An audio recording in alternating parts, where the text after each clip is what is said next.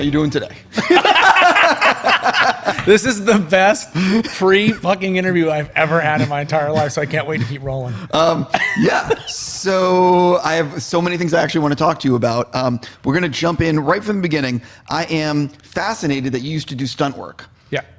When I want to go backwards real far. If I'm not mistaken, you worked on They Live. I probably did. You did. Well, when you're back, when you're in the stunt world back then, and I worked, I was one of the fortunate ones. You just go from job to job to job. And I'm almost pretty sure I did do that movie. Well, I looked on the always accurate IMDb and found that you worked on Roadhouse, Lethal Weapon 2, Total Recall, Days of Thunder, Last Action Hero, True Romance. Which was one of the last things I did with my mentor, Tony Scott, and that was a phenomenal experience. Right. This is like an amazing, I mean, just these movies alone, I could spend the entire interview talking about stunt work, and that's what we're about to do. No, I'm kidding. I want to jump backwards. How did you get into the stunt world? Let's start with that. I grew up around the business. My father was one of the original members of Stunts Unlimited. Came from the circus. First movie I ever did was Burt Lancaster's A Circus Boy. Fell in love with the business and stayed in it. And that was back when stunt players weren't in the Screen Actors Guild. They were background players, and they'd actually get a bump for falling down or doing something or coming in with their specialties. And then it became a real profession. So I was on the set of things like McHugh with John Wayne as a baby, Paint Your Wagon, and it went on from there. And then the heyday of the big action television shows, the Charlie's Angels and the Fall Guy and the A-Team and, Heart to Heart and all those great old shows. And, I would see all these movie stars. I didn't really care who they were. I was enthralled with the stunt players. Like they were my heroes. They're the ones being caught on, put on fire and falling off buildings and crashing cars. And so my inevitable journey was to start in stunts, and I started at a very young age. And would dabble while I was during school. My parents would make sure that my brother and I, Scott, would never not finish school. So there was always the dangling the carrot of you will get good grades, you will finish, and then therefore you can work, until I was finally 18 and then coordinating my own shows. And then it was an evolution from there. And the two people that I met that were very influential in my life was Jerry Bruckheimer, working with him on Beverly Hills Cop 2 and Days of Thunder and other movies, and also Tony Scott. And they were great because young bucks like me, they were cool about talking to, and okay with me asking questions about the business and trying to find my place in the sandbox. Stunts was the greatest proving ground. It wasn't where I wanted to stay. Didn't like being in front of the camera. Still don't like being in front of the camera. You don't see cameos from me. That's not my bag. But I loved being the person behind it, telling the stories. And so I was lucky to have these people along the way to help me define who I want to be and where I want to go. Do you remember what some of the stunts were on like Lethal Weapon 2 or Roadhouse or some of these movies? Lethal Weapon 2 I remember distinctly, and it's something that I was trying to bring into Angel Has Fallen. I feel like the stunt business now, I feel like the action game now has become too fake. I think that we're in the bigger, faster, more expensive club, and so we're always trying to one up the next the show that did it before. And so what's happened is we are now relying on visual effects to do things that are superhuman that no human being could ever possibly do, instead of using visual effects enhancement and doing the stunts for real. Some people are still doing it, but I wanted to bring that back because, like in Lethal Weapon 2, when we were doing the tow truck sequence where Mel Gibson's got to chase the bad guy and he's hanging on a tow truck, there was no green screen. We were hanging off a tow truck, being dragged at 70 miles an hour, around Malibu. And so you learn to do things safely. And I think that the audience connected with the action differently because they knew it was real. They knew it wasn't bullshit. And so we wanted to bring that to Angel Has Fallen as well, of what I had learned in the stunt world. So not bring in my technical experience, but bring in my own personal experience. What was it like to be in the adrenaline rush? What was it like to be in that point of view? What type of fear did I feel? Hopefully I'm putting the audience in that same boat. Yeah, the movie Angel Has Fallen opens with a very practical sequence. Yeah. So is that one of the things you wanted to, making it so it's not some CGI thing? It was also letting you know that the movie was going to be told through the point of view of Mike Banning. The first two movies were event pictures. The first one was obviously taking the White House, plot driven. The second one was, the assassination of the world leaders in London. This one was going to be about Mike Banning. So for me, I wanted to put you in his lens right off the bat and let you know you're going to go on this ride with Mike Banning. So it's Jerry Butler in the action, doing the stunts, in the moments, as well as the other characters. So you felt like you weren't a voyeur watching something on the screen. You felt like a participant in the movie, to where you can be in that same adrenaline rush as he was taking place. I have a lot on Angel Has Fallen, but I've got to go backwards one more time. I love the Schwarzenegger movie Total Recall. Yeah. I mean, love. I've seen it way too many times. In fact, I'm proud to say I've seen it way too many times. You worked on it. What did you do? That is a fog. That was down in Mexico City at the world famous Churubusco Studios. And I'm sure I died multiple times in multiple places in that movie. But that was one of those movies that was a bunch of us that went down there, and it was what was going to come up today? What would we need? Was it a fire gag? Was it just taking bullets? Was it a car chase? Wherever it could possibly be, we were doing it. Yeah, that movie still stands up though. Yeah, it just looks. And by tremendous. the way, it was all real. Yeah. I mean, tons of visual effects because it's a sci-fi, but the action was real. Yeah, well, that goes back to what you're saying. When you were making films in the late 80s, early 90s, there was no CGI like it is now. No. There was, but it was not you couldn't do what you're doing now. No, I credit one person that did it better than anybody when visual effects became a better tool. It was James Cameron, by far.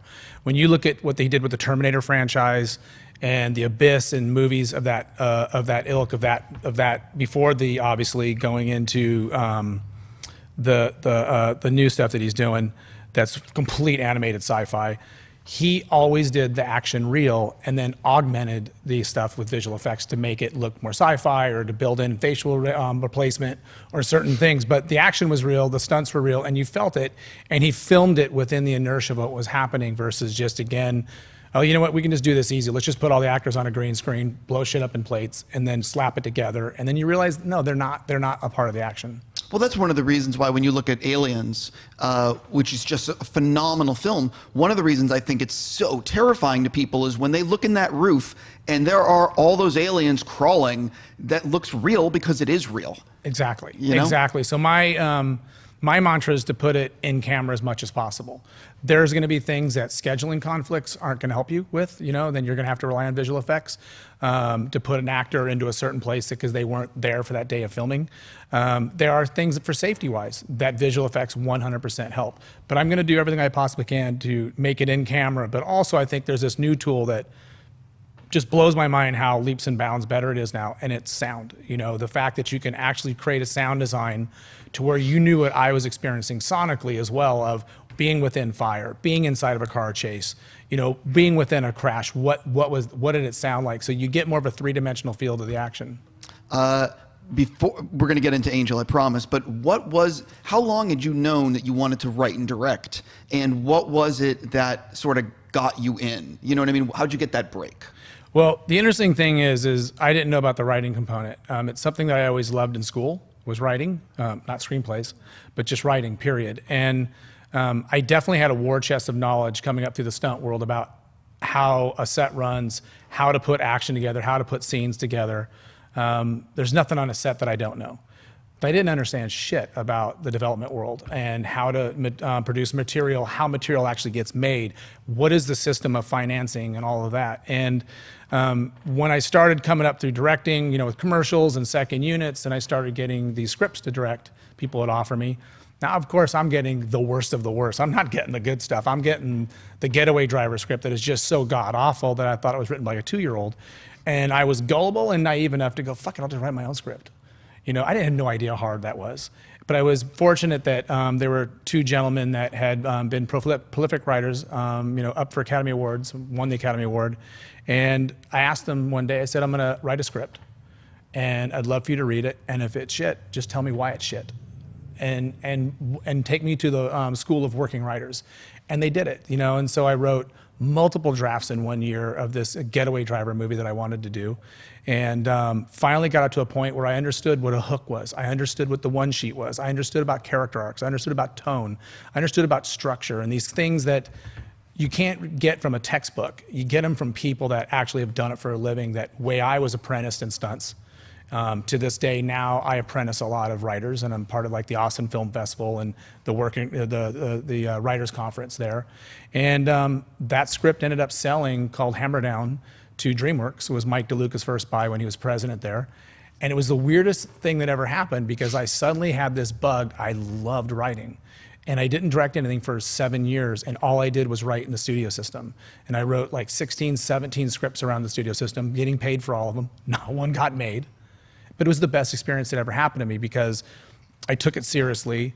I didn't worry about this thing called development hell. I would pay attention to the executives. I was working with great producers, you know, and then my career started getting to this point of like, as a writer of, I was in the bigger, faster, more expensive club. What do you want a professional stuntman or an ex-stuntman to write? Write bigger action. And I was getting really, really bored of it. And then what happened is my writing suffered and it started sucking. And I talked to my agent about it of, you know, I got to make a gear change. I want to start waking up in the morning getting excited, not just to being about money. And that's where Felon came about. You know, Felon was a movie that started where people would always ask me, what are you most afraid of being a stuntman? I was like, well, you wouldn't be afraid of doing, if you're afraid of doing stunts, you shouldn't be doing stunts in the first place, right?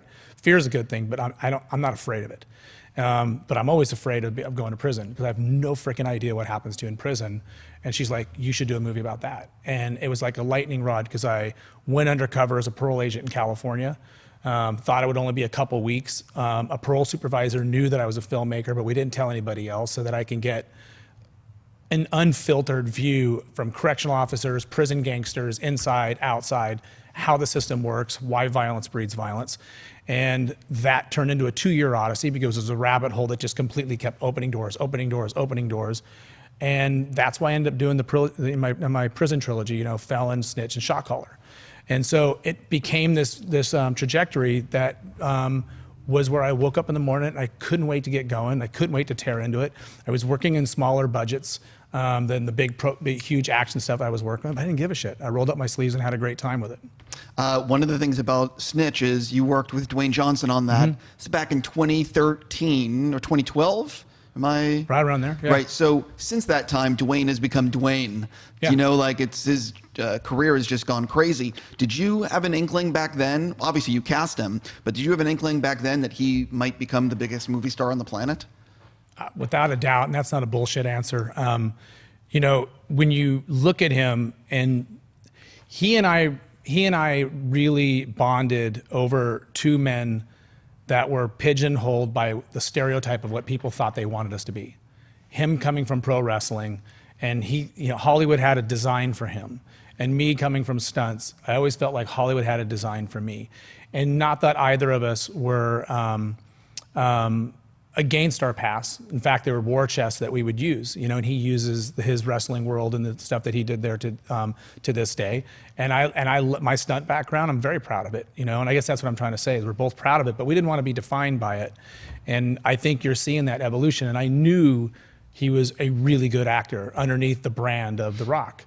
And Snitch was a great vehicle for him because it took all of his physicality away. You know, you put The Rock in a box, what are you gonna do, choke out the district attorney? Are you gonna punch the fucking cop? That your kid goes and does 10 years.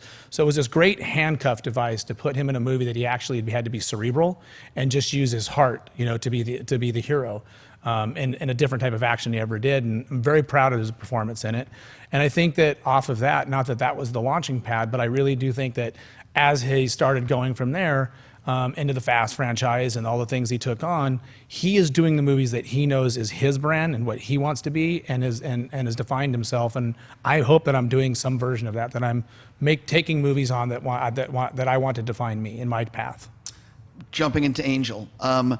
People always talk about making a sequel to something. There's always talk about, you know, sequels. Right. And, you know, what is it about the fact that Gerard Butler has now played this character 3 times shows the audience loves this character in this world because, I mean, which is, so I'm just curious, what do you think it is about the Mike Banning character that has resonated and allowed 3 films to be made?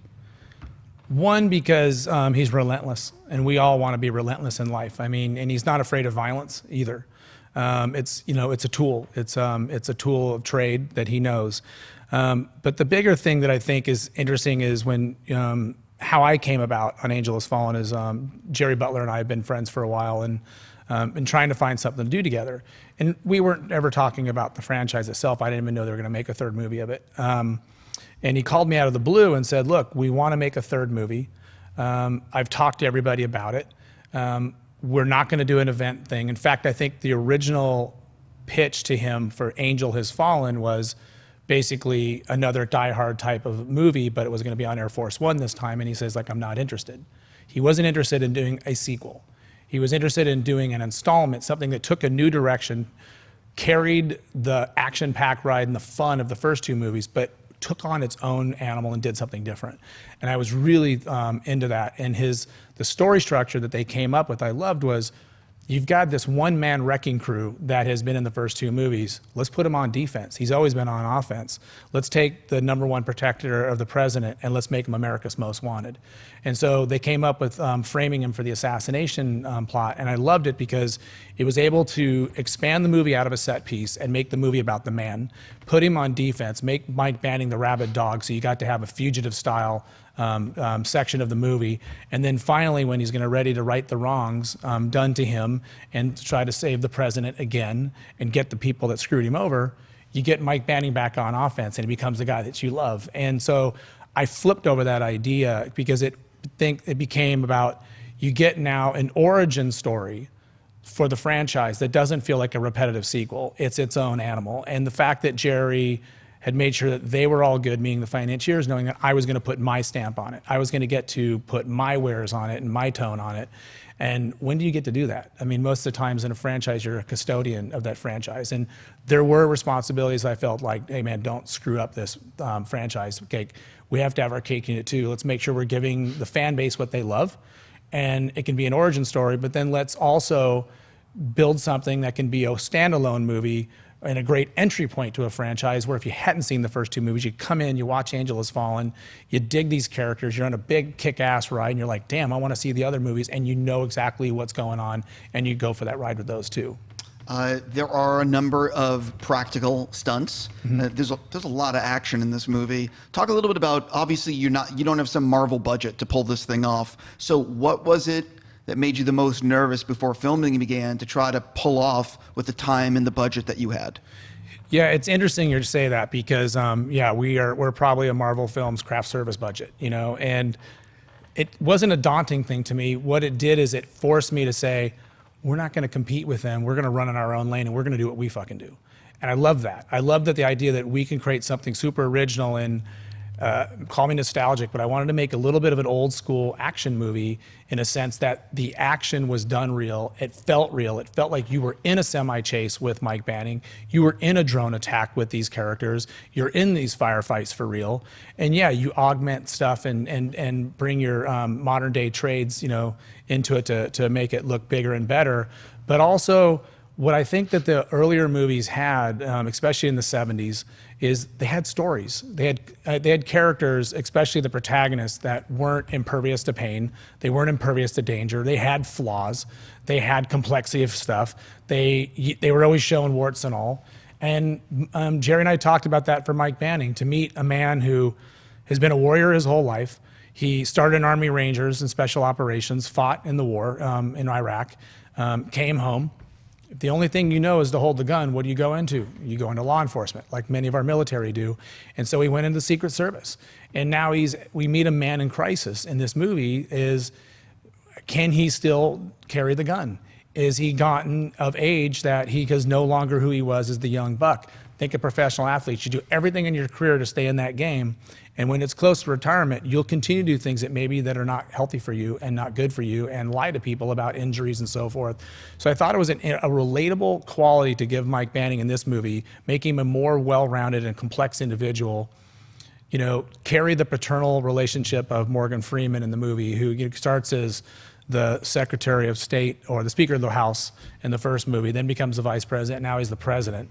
And the fact that a lot of time the protector and the protected become very close. If you think how much time they spend together and that loyalty that happens of you're standing on my watch to be there for me, and that paternal sense. But then to bring in some new characters, let's meet Dad for the first time when Mike's on the road and there's no way to turn to, and you realize his father is a Vietnam vet who came home, was a warrior just like his son, except he didn't deal with the trauma of war too well and checked out of society, put his head in the sand, and thought he was doing his family a favor by running away from them and not infecting them with his effects of war, only to make a son feel abandoned. So then you've got these two great parallel runs of paternal figures in the movie, one Morgan Freeman, the other one played by Nick Nolte, and you suddenly interweave all of these great characters through the movie and find ways to build action in along the ride that becomes an emotional attachment to it. So when you're with Clay Manning and Mike Manning and you're finding out old bull, young bull, they have their own ways of doing things,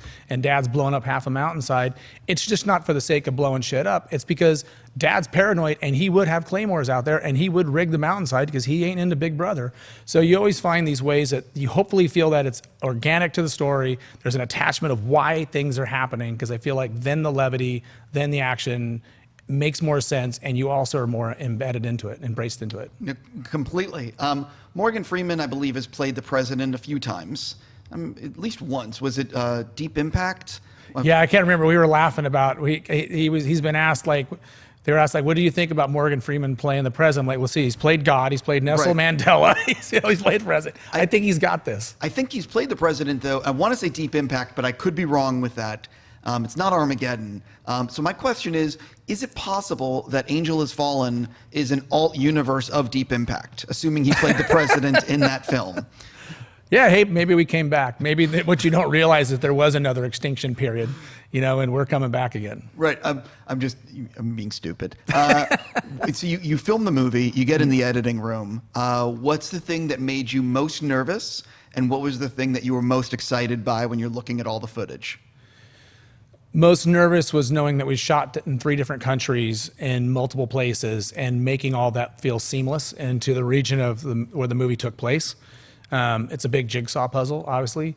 The thing that made me most excited was seeing that these performances were authentic and unbelievable, and that you felt the heart of the movie, even from Gabe Fleming, my editor's, his first assembly of the movie, strung the whole movie out, put everything together, and you can see it and you feel it. And that's what I wanted. I wanted a movie that didn't feel mindless, didn't feel like you were disconnected to it and your eyes glaze over with a bunch of shit blowing up, but you don't have any effect. It doesn't have any emotional effect on you. I felt connected to this. It was funny because you work on a movie and months go by, and then all of a sudden you forget all this other stuff that you shot. And then you suddenly go into the cutting room and you watch this longer assembly than the movie's gonna be. And it's almost like going back to class reunion. Because you're like, oh my God, I completely forgot we shot that. And you start getting, because you've got your objectivity back, that you start finding that you're emotionally attached to things and things are working. So that's the great surprise when you see that you have a cast like this that we brought in and everybody brought their A game and that it all paid off. Who ruined the most takes and why? Probably me. I am known to talk through takes, and if I'm finding a moment that's going good, and I have this thing where I can cut in my head at the same time, very much less about how the cuts will be, but the rhythm of a scene and the pacing of a scene. And so there'll be moments that I know tonally are working really well and really will just stop them right in the middle of the take, keep the cameras rolling and back up and then go back through that again. And so a lot of the times I like to massage in the middle of takes, especially if I see that actors are in this spot, in the sweet spot. They're so in it to where they're at. And there's something that we want to play with there. Probably me would be the case. And I think Jerry would tell you that. Some actors that I've spoken to, they think that their first take is when they're most authentic. Others talk about how third, fourth, fifth take is when they're finding it. Others, they need even more. How was it on this set in terms of the way Jerry likes to work and Morgan and Nick and the other actors? Everybody different. I would think that Jerry's jaw dropped when I had told him in rehearsals that I don't rehearse. We shoot the first take. It's digital. Why the hell would you not shoot it? And even though 75% of it might not work, there's 25% of magic that's happened because you're trying to find it, and it's not polished yet. And I love that. I shoot documentary style a lot, with handheld cameras. And so when you're looking for these raw moments, these spontaneous moments that happen, they always happen in the earlier takes. Because I find anything that goes past take 5, something's wrong.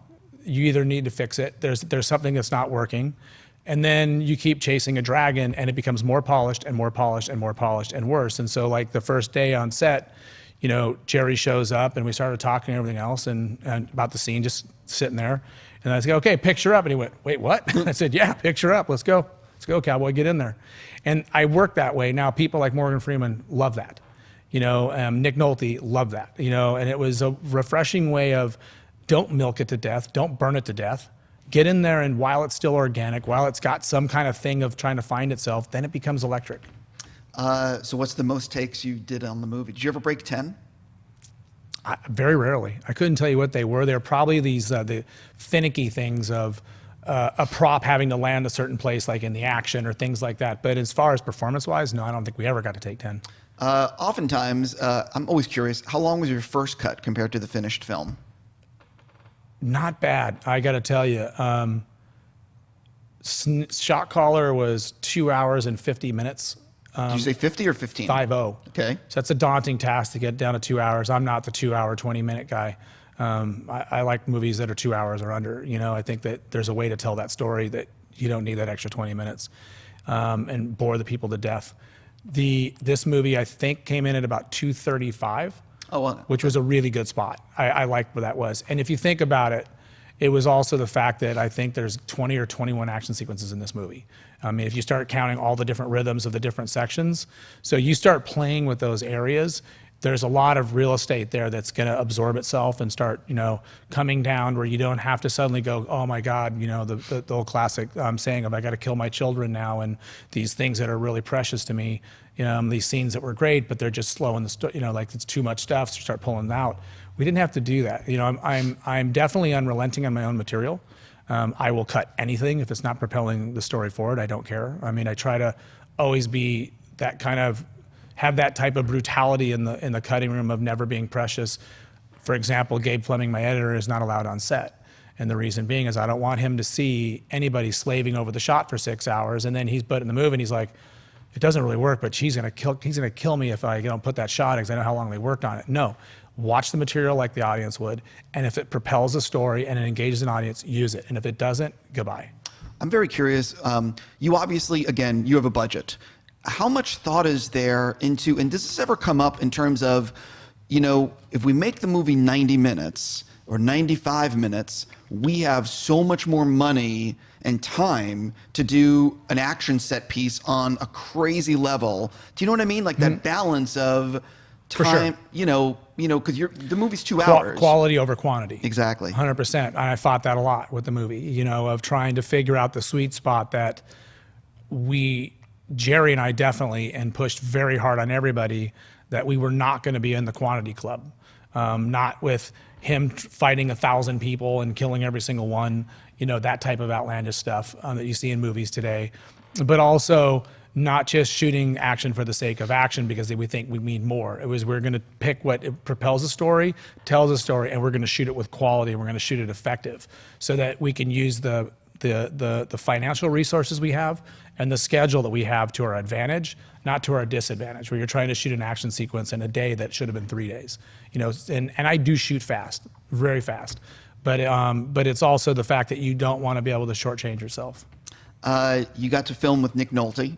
I'm a big fan of Nick Nolte. Me too. So I have to talk about, so you're on set with him. Is it every day you're talking about 48 hours, or is it every other day? The interesting thing about Nolte, this will tell you everything about Nolte. One of the first things that we shot with him is where Mike Banning is coming up into the woods, and we have no idea who he's looking for. And here's this old fart that's coming out of the woods with a rifle pointed right at his head. And Nick Nolte has been rode hard and put away wet. He's got steel hips. He's got a steel femur. We're going to make a Volvo out of Nick Nolte the day that he passes us, But the interesting thing about him is he started coming down this mountain with that rifle, and he saw where the camera was when the camera was a little bit short of its mark. And so he started to veer, and there was these big bushes or like a big, huge tree right in front of him. He was trying to step over it, and he was going down, and I ran and grabbed him. And I'm like, man, take it easy. He goes, hey, man, I'm all in. So, and that told me everything about him. That two guys that blew my mind was Morgan Freeman and Nick Nolte. Look at their resumes. They could phone it in right now and still be good. but that both men came in with their A game, wanted to be passionate, wanted to be creative, really tear into the material, do something interesting. My whole job was just not to screw it up with those two guys. And so what it amazed me about Nolte, to get in a roundabout way back to what you asked me, is you do talk to him about those days. And what's interesting is, look, everybody always says Nick's like a little bit crazy, he's out there, and you don't know where he's going to go. I found it completely the opposite. I found a man that was so articulate, so smart, and knew every single moment of history in his life, to talking about Charlie Bluedorn at Paramount, when Eddie Murphy was discovered, for 48 hours, talking about the scenes in 48 hours, talking about the childhood street that he grew up on, knowing his childhood friends, the name of the street, the corner. I mean, it was incredible, his detail of memory.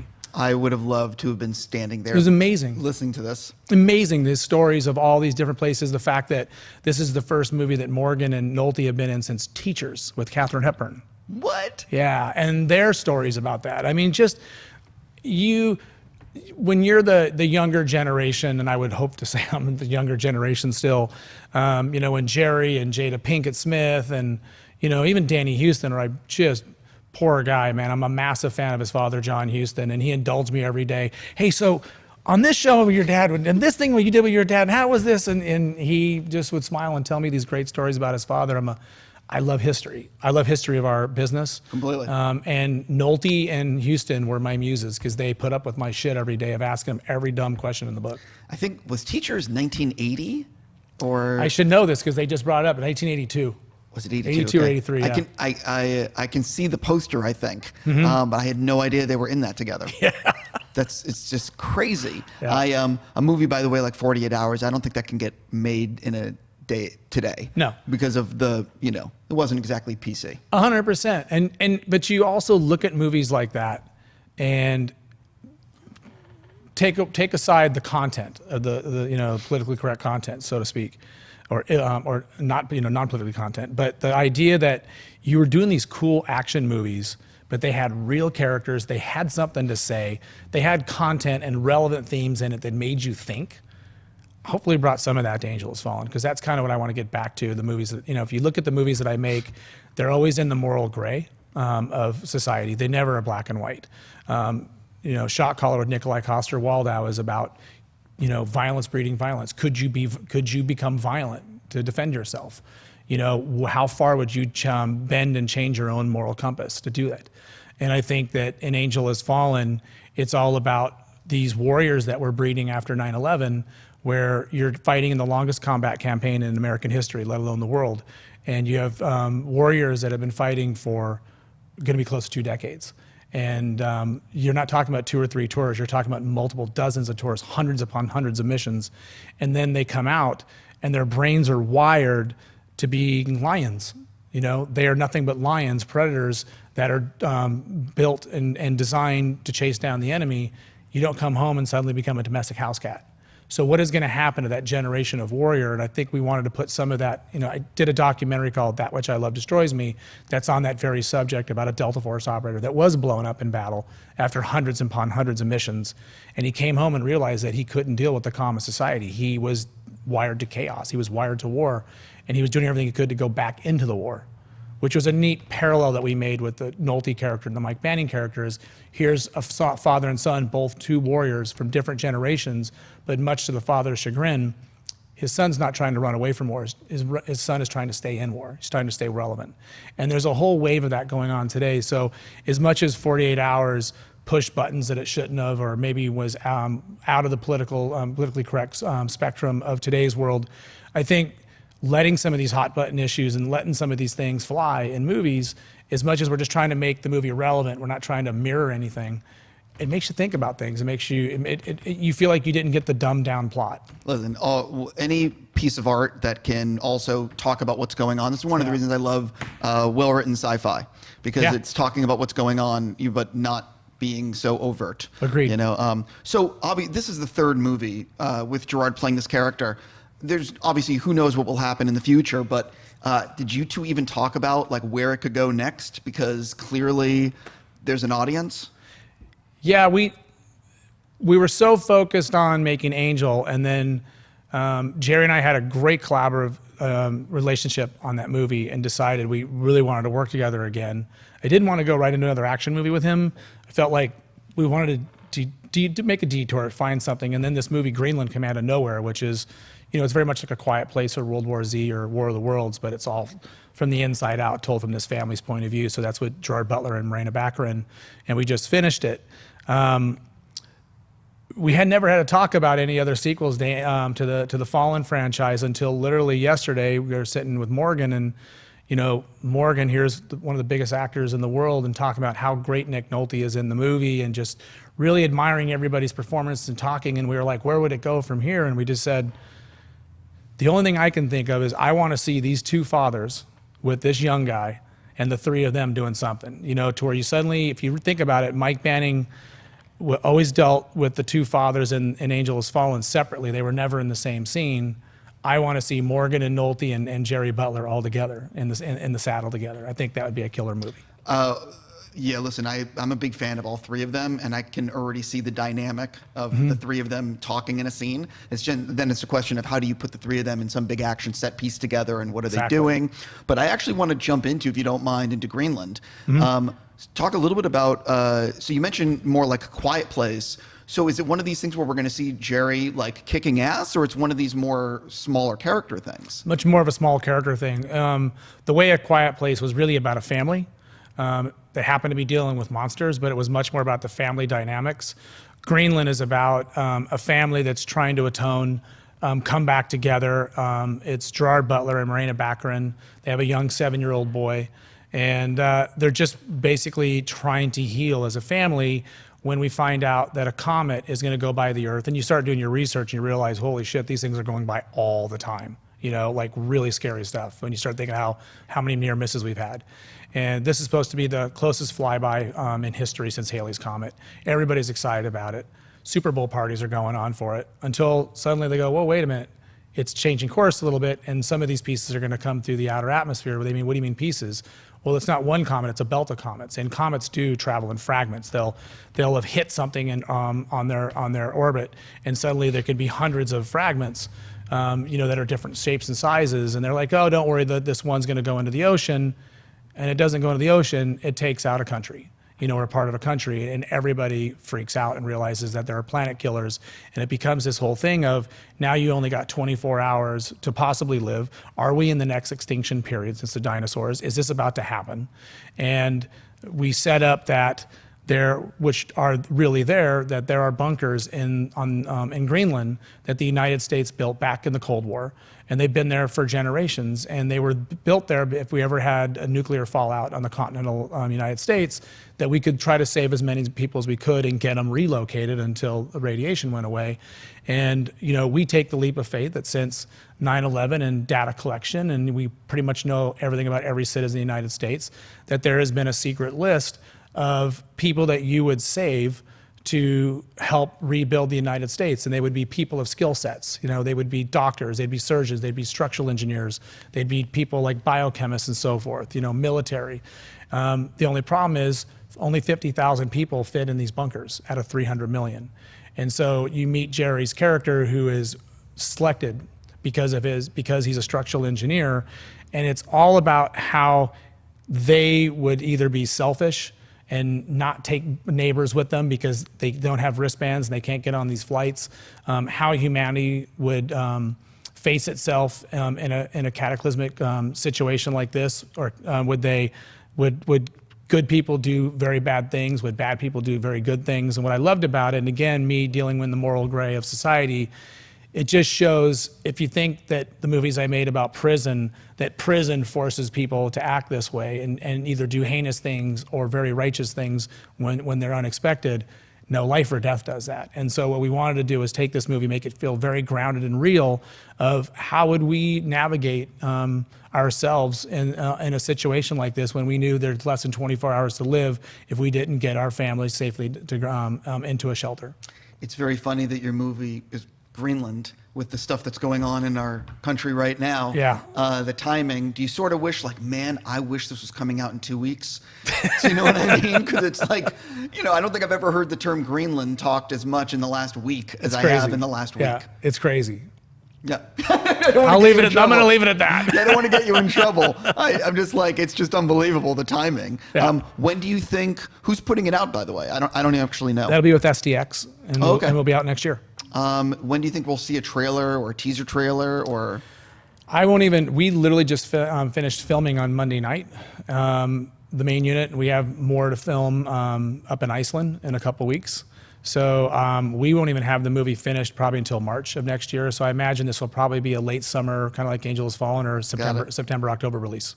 I'm very curious about this, just because it's one of those things where we all think about it. You know what I mean? It's the concept of what would you do? Yeah. You know, does it mean I'll leave it alone because I don't want you to give away any more plot points. But is it one of these things where if you're selected, does that mean you get to bring your wife and kid? Or is it sort of like just you? I'll give you an example of one scene that just sets the tone for everything. It's the idea that this guy and his wife and his kid are selected with wristbands. And their party that they're having, that's like a Super Bowl party, nobody else got the presidential alert. Nobody else is getting the wristbands. And they're wondering why the Garrity's got picked, and who's Jerry's family's characters. And as they're leaving, one of the neighbors is literally trying to stuff their child in the car. What would you do? Would you take the child knowing that maybe they won't let her on, a 6-year-old, on one of these planes at a military base, and leave her stranded out alone in the middle of nowhere? Or would you not take her and have to just save your family and be more in a selfish point of view? All of these, the movie is just chock full of these type of situations that are your worst nightmare to have to answer. The fact that there is no reverse. You either have to take a child or not take a child. You either have to go to left or go to the right. And the movie is just filled with these zigs and zags and these crossroads that will make all of us cringe to think, how would we handle them? No, completely. On that note, thank you so much for coming in. Thank you. And indulging my questions. And I hope everyone goes out and sees Angel Has Fallen this weekend, especially if you want to see a fourth one. I appreciate it. Thank you. You know what I mean?